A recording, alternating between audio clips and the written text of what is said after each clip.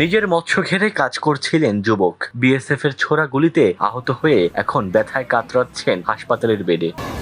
সাতক্ষীরার শিকারী সীমান্তে বিএসএফ এর গুলিতে এক বাংলাদেশি আহত হয়েছেন। সীমান্তের মৎস্য ঘেরে কাজ করার সময় বিএসএফ এর গুলিতে তিনি আহত হয় বলে পরিবারের পক্ষ থেকে জানানো হয়। এই বিষয়ে সকালে সাতক্ষীরার ভোমরা সীমান্তে ৩ নম্বর মেন পিলারের কাছে কোম্পানি পর্যায়ে পতাকা বৈঠক অনুষ্ঠিত হয়েছে।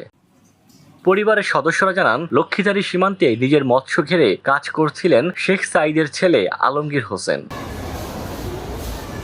এ সময় কয়েকজনকে বিএসএফ ধাওয়া করে। তারা বাংলাদেশের অভ্যন্তরে ঢুকে পড়লে বিএসএফ গুলি চালায়। এতে নিজের মৎস্য ঘেরে কাজ করার সময় গুলিতে আহত হন তিনি।